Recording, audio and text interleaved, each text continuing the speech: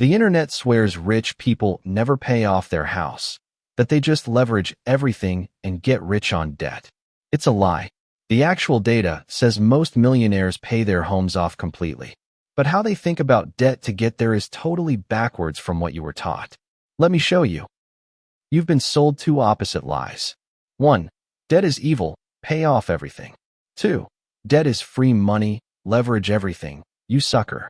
Both wrong. To the wealthy, debt isn't a chain and it isn't a cheat code. It's a tool, one they neither fear nor worship. They just aim it.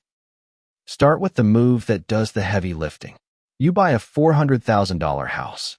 You don't need $400,000. You put 20% down, that's $80,000, and the bank fronts the other $320,000. Now watch what that does to your money. The house goes up a normal 5% in a year. 5% of $400,000 is $20,000. But you only put in $80,000. So your return isn't 5%, it's 25%. The house barely moved, your money leapt. That 5x gap is leverage, and it's the entire engine. One catch, it works in reverse too, and we'll get there. But here's what nobody expects. The wealthy know this trick cold, and they still pay off the house they live in. Survey 10,000 millionaires, and only about a third still carry a mortgage. So the rich never pay off their home is just false. Most of them absolutely do. So how are both true? They split debt into two jobs. The home they sleep in is defense, they pay it off for security. The leverage game gets played somewhere else, on assets built to make money. They never mix the two up. That's the whole move. And they don't fear the mortgage, because it's the cheapest money you'll ever touch. Credit cards, over 20%. Car loan, 8 or 9%. A mortgage? Just under 7%, over 30 years, backed by an asset that tends to rise. And even that's below the 50-year average. Those 3% pandemic loans were the fluke, not the rule. Then inflation does something sneaky. Your payment is frozen for 30 years, but your pay and your groceries keep climbing. So you borrowed today's expensive dollars and repay with tomorrow's cheaper ones. A $2,000 payment feels like $800 in 30 years. Inflation quietly eats the debt while the house climbs. Why would they rush to kill that?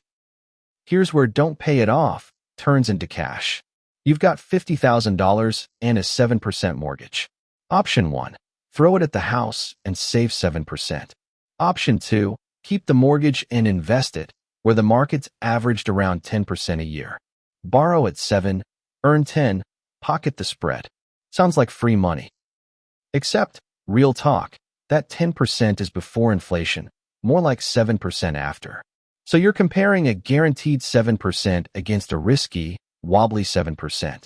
At today's rates, that edge basically vanishes. It's a coin flip, and it only works if you actually invest the money instead of blowing it. This was a slam dunk at 3%, not at 7%. Now the move the genuinely rich use. An asset goes up. Normally you'd sell to spend the gain and pay tax. They don't sell, they borrow against it, a cash-out refi or a loan on their stocks. And borrowed money is an income, so it isn't taxed. It even has a name, buy, borrow, die. That basis reset costs the government about $70 billion a year. It's real, and it works best on big portfolios, not your starter home. Okay, you're not sitting on a portfolio empire, so let's make this usable. Rule 1, the big one, keep offense and defense apart. The home you live in is shelter, it's fine, even smart, to pay it off for peace of mind. The leverage stuff belongs on investments, not the roof over your kids. Rule 2, if you've got a cheap, low-rate mortgage, don't throw every spare dollar at it out of fear, as long as you'll actually invest the difference. But if that money would just get spent, or debt keeps you up at night, pay the house off and sleep well. That's a real answer too. Rule 3, if you're just starting, house hacking. Buy a 2 to 4 unit place with as little as 3.5% down, live in one, rent the others. Your tenants cover your mortgage while you build equity on their dime. It's the leverage move on beginner mode, and it's completely legal. Now the part the hype boys skip. Remember how 5% up became 25% up? Flip it. If the house drops 5%, you lose 25% of your money. A 20% drop wipes your whole down payment to zero. That's 2008.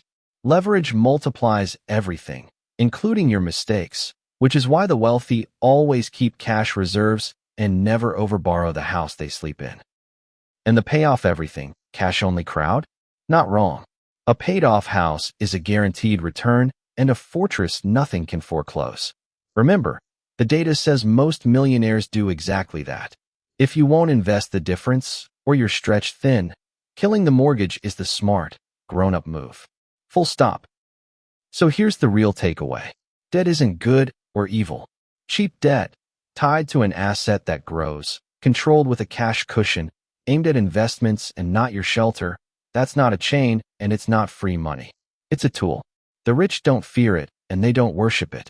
They aim it and they keep a safety on it. So next time someone swears rich people never pay off their house, you'll know most do. And next time someone says debt is always evil, you'll know that's only half the story. The real answer was never a slogan. It was knowing which dollar goes on offense and which one goes on defense. If this untangled the whole mortgage mess for you, there's plenty more where school went quiet. Subscribe to Penny Wiser, and I'll catch you in the next one.